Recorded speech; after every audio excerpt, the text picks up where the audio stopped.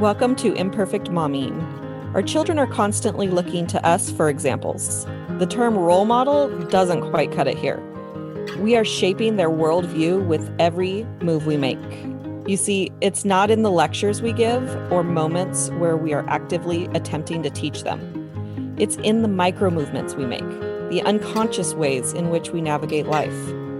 We are constantly teaching our children how to show up for themselves, their friends, their future partners, and even their future children. So what can we do to ensure we are raising thoughtful, compassionate, self-aware human beings? We have to become them ourselves. No one is perfect, but we can still all be better, and it starts with self-healing. Let's get to it.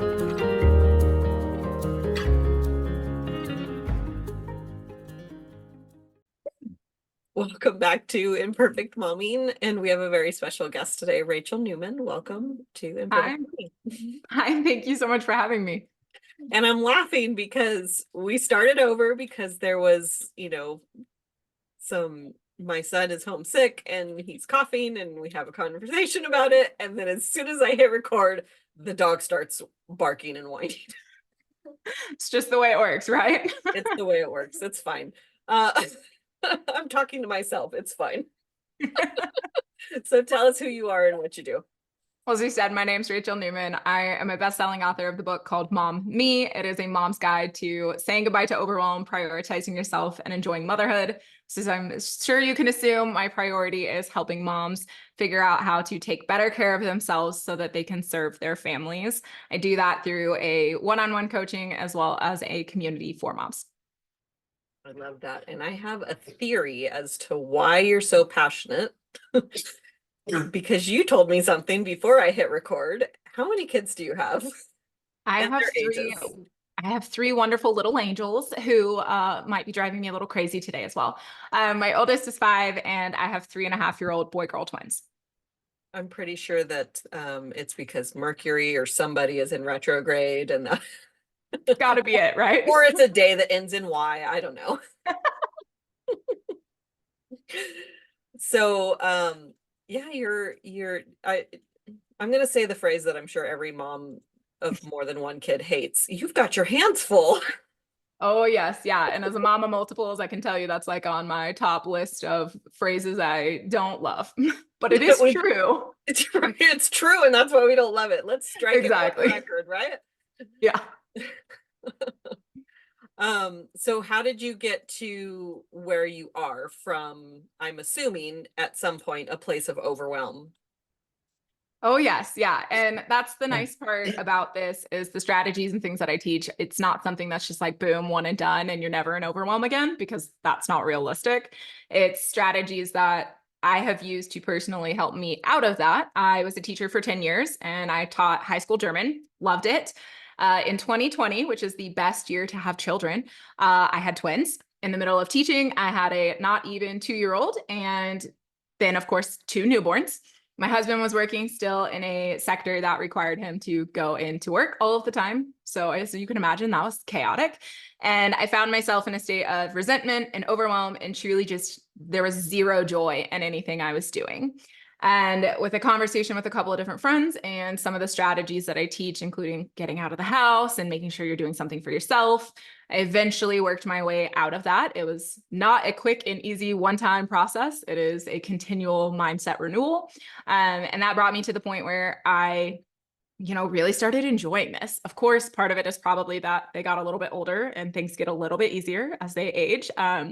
But really having that focus on myself and making sure I am taking care of me to allow me to better serve my family was that turning point for me. And how I got to where I am teaching this now is through a conversation with a couple of my friends where they're like, hey, Rachel, you should really write a book on this because you're helping people all over the Instagram do this. And I was like, okay, sure, let me pull out those old literature degree, strategies and skills. And we have a book, and it has turned into something so much more with this community and coaching other moms to help them find that joy again as well. I love about 150 things of that you said. So, like the fact, like, I don't know if you saw my face when you said you were a German teacher in high school. It's like, well, if I was going to guess what you did before, I don't think that would have been on the list. So that's really cool. And super fun fact, I gave birth to twins as a surrogate to a woman who was born in Germany and speaks fluent German.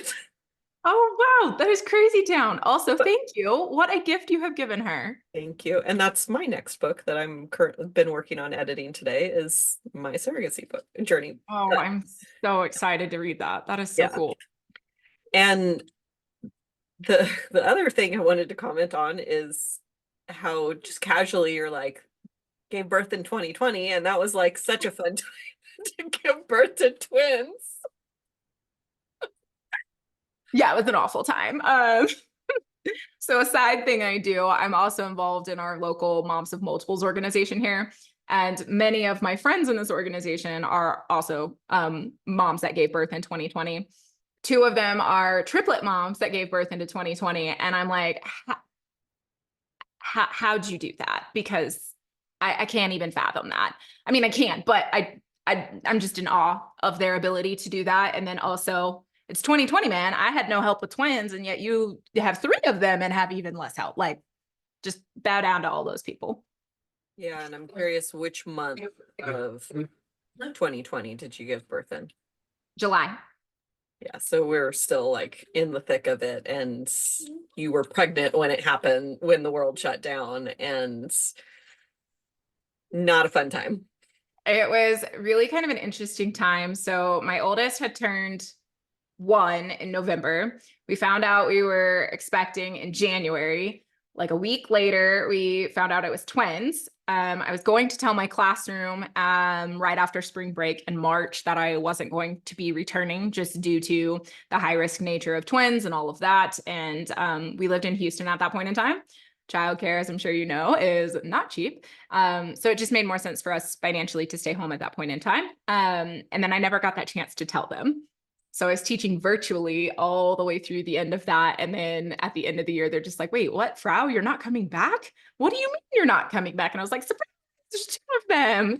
Anyway, it was quite an ordeal. And then of course, you just can't go anywhere, do any of the outside things that you normally would do with a 1.5-year-old. And then you have two more infants, and it's just a chaotic mess. So I think anybody would be overwhelmed at that point in time too.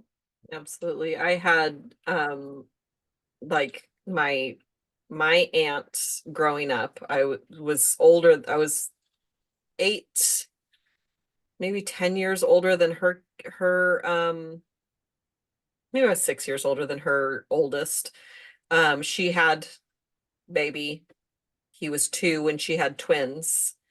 And then when the twins were born, a month later, she got pregnant. So she had Irish triplets, if that's a thing. I'm making it a thing. And we never said this to her face, so hopefully she doesn't listen to the podcast. But I used to call her my crazy aunt. And then I had one kid, and I was like, oh, I get it. I understand why she was crazy, because it's one is difficult, and then 2 more, and then a third, another one after that, like a fourth one is that's a lot. Yeah, I'm firmly in the team no more babies camp. Yeah. And then the other thing that I love about your story was that your friends said write a book, and then you wrote a book, and it did not escape my ears that you said that it's a bestseller. And so like all of that makes me happy and excited for you, and what you're doing to support moms is amazing. Well, thank you. It definitely wasn't on my radar that was even going to be a thing.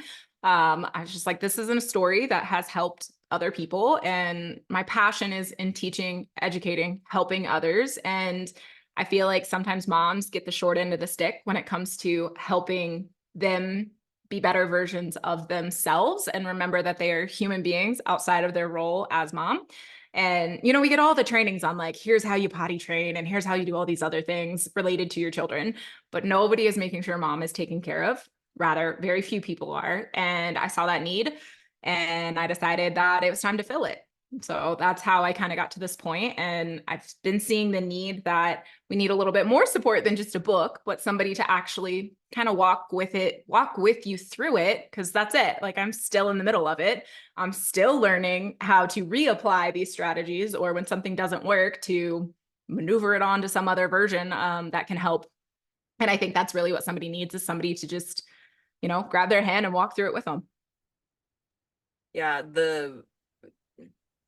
we somewhere along the line, we went from it takes a village to you get to do it all by yourself. Have fun. Like who decided that that's the way to do it? Like who decided we need to do it this way? It's so confusing. And there's a book that I've talked about a couple of times on the podcast. I've started reading it, haven't finished it yet, but it's called Hunt, Gather, Parent, and it talks about in other areas of the world how we're supported through this tribe, through the village, right? And in the United States and Western civilization, like that's not the way that we do it anymore. I don't think we've ever actually done it that way here. And it's embarrassing how bad, like being somebody who has also experienced that on a European scale as well, what, you know, it looks like to take care of moms.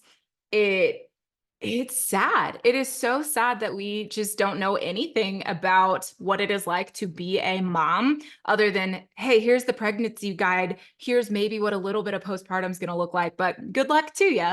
And I think also we have this kind of mentality, especially from moms who are maybe a little bit further along, little different generations here too, where we're like, oh, it's so great to be a mom. And it absolutely is. But we're sugarcoating all of the challenging parts of that too. Not every moment of being a mom is like sunshine and rainbows, man. Like we've got the storms that create the rainbows. And we just seem to forget to talk about all of that.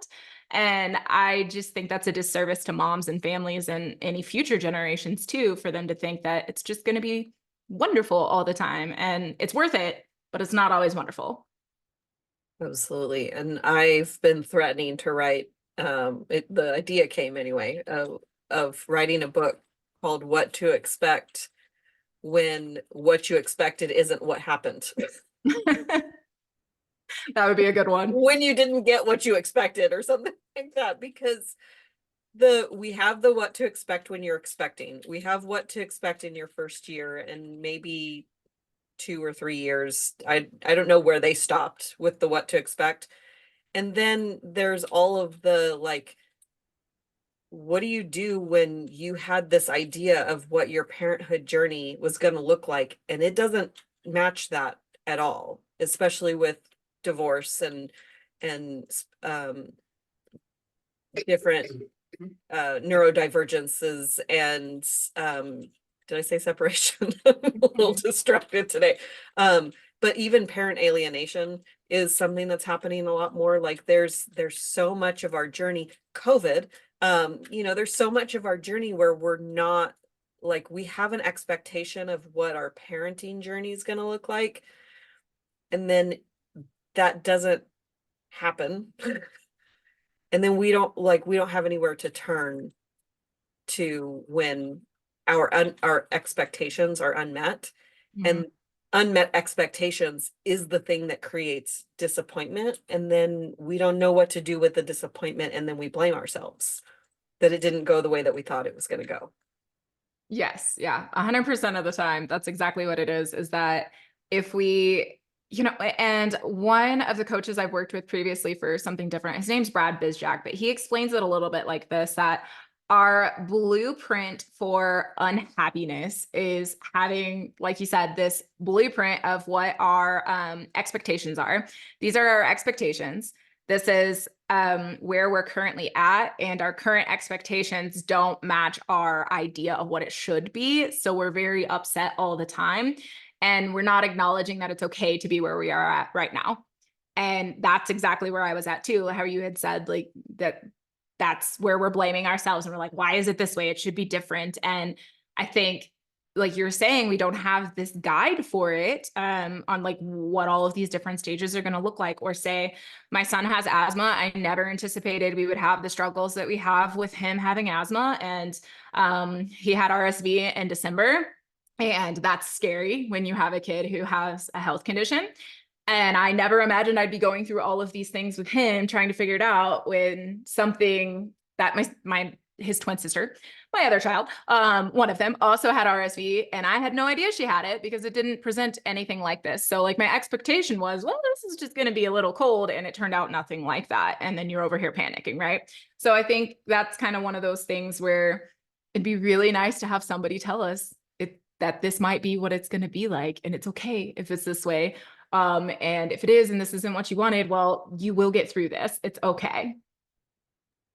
Absolutely. I mean, I think that that's the biggest message that we need to hear as moms is it's going to be okay. Because we love these little boogers so much. We're terrified that it's not going to be okay. And we operate out of this, it's not going to be okay. And that does a lot to our bodies physically, and it does a lot to influence how we parent. And when we parent from this place of fear, it changes everything. And yeah, I mean, the world is a scary place, but at the same time, if we're always being in that state of fear, we're never going to actually be living our lives either. And yeah, it'd be really nice if we could get that blueprint. You know how we're always talking about, it'd be really cool if babies came with manuals. It'd be really cool if we came with a mom manual too. Instead, we're just over here trying to figure it out. And that is a message moms need to know. Like, this is actually, oddly enough, the first chapter of my book is this shit is hard. Language, sorry. This ish is hard, and you are not alone. And part of that is also knowing that you're doing a good job. And those are the three things moms need to know. You're not alone. It is hard, and it's okay that it's hard, and you are doing a dang good job. yes, I second, third, and 20 times that. High five, virtual high five. Very cool. Well, so what's the advice? What advice do you want to share with moms listening? The one thing that brought me out of that stage of resentment that I think more moms need to focus on, especially when we're caught up in that mundane day-to-day tasks and we're like, dude, we're not making a difference or anything like that, is to shift your focus to impact and not number of things I knocked off the to-do list. So at the end of the day, every day, I always do a journaling prompt that looks a little bit like this. I write out every single thing I did this day, how that impacted the people around me, and what that says about me as a person. So for example, I did the dishes today, which means my family can eat off of clean plates. And that says that I take care of my family. It is important to me that they are provided for. And shifting that focus towards every mundane little task I do, or big ones, impacts those people around me. Even just reading a book will serve somebody. You're building that connection. You're giving them life skills. So I think just shifting your mindset towards impact will make a huge difference for you. I think that's huge, because I think that a lot of women who are stay at home and unhappy, because it's not all of them that are stay at home and unhappy, and it's not all of the ones that go out to work that are unhappy, but I think there's this fulfillment piece where we don't feel fulfilled just being home and taking care of our kids, because there's an idea that that's not enough, that we need to be doing more. And you said a really, really important word that we need to look out for, and that's resentment. Mm-hmm. Yeah, it's a very, very nasty emotion that's not helping anybody. It's not. And unfortunately, it's an easy place to fall into when you're not meeting your needs, or your needs are not being heard. And it's very easy. Like I said, I crawled my way out of that resentment and overwhelm And this is one of the strategies that helped with that. So I went from, like I said previously, being a teacher in the classroom all the time, actively seeing the impact I was having, to being a stay-at-home mom with 0 children that were able to actually communicate with me about how, we're doing. And a 19-month-old isn't really giving you a lot of feedback here, right? Other than like, I'm hungry. And then now I'm actually back at work, but sometimes the mundane tasks you do there too also don't necessarily feel like you're making a difference. So shifting towards impact has been helpful in all areas of my life. And even when you're talking about your marriage here too, or really any relationship you have, it's also looking at that too. Like, man, I had to do the dishes today because my husband didn't do the dishes. Well, I did the dishes. That impacts and it takes a little bit of a load off of him so he can show up and be more present with us. So it's just shifting that. Like, yeah, I could be really angry that I'm doing dishes and dishes is not my task. Or I can choose to reframe that and say, well, this is giving him that chance to come help us. And I don't think I'd be able to do that if I wasn't meeting my own needs, and learning to speak up for them was a big part of that. Absolutely. And I love that journaling at the end of the day, because I will tell you that the the worst thing, one of the worst things that my brain does is forget everything that I've done. And so when at the end of the month, when I'm doing some reflection with, some writing groups or a writing group I'm in, and I'm reflecting, like, what did I get done this month? It's like nothing, which is not true. I just can't remember what I did. But if I wrote it down every day, it helps to remember, and the impact is even a bigger anchor. It's great. It's one of those too where, you may be doing repetitive tasks, but that means you're making that repetitive impact too. So my kids love to have stories right before bed. And some nights I really don't want to read 5 different stories, but at the same time, they just want that moment to sit and cuddle with mom. And I should be focusing on that instead of the 15 different dishes all over the place that I need to do and the piles of laundry. And it's nice to be able to sit there at the end of the day and go, okay, while I was maybe in this moment thinking like, I'm not making a difference here. Oh, wait, hey, that's your brain lying to you because you're focusing on all the things that don't matter, when this is what matters in that moment. And the dishes and the laundry can wait. Your kids won't. Oh, I love every bit of that. Is there a book that's been instrumental in your personal development journey? Yes, absolutely. So this is one that my husband's best friend actually married us. And this is the book that he had us go through when we were doing our pre-marriage counseling. And it's called The Road Back to You. It's by Cron and Suzanne Stabile. And it's about the Enneagram and how your own personal Enneagram relates to everybody else's. And it has been super helpful looking at how I react in times of stress and in times of like overwhelming joy, and how my husband does. And then also my kids, I can very much peg like where I need to be a little bit more cautious or conscious of what I am saying and how I am reacting with my children. My 5-year-old is very much like me.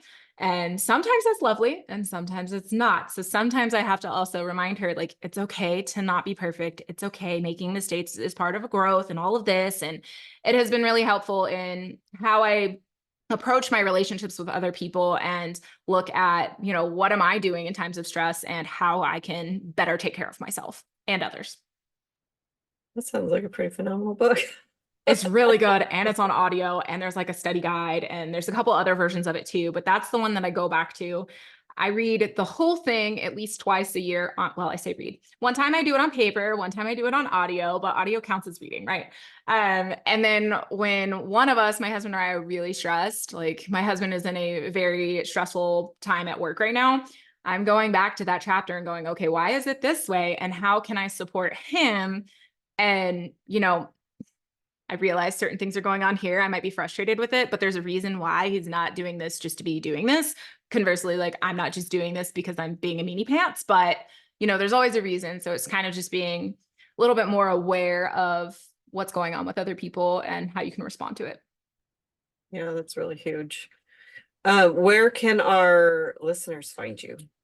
I love to hang out over on Instagram. My Instagram is the.rachel.newman, and my website is therachelnewman.com.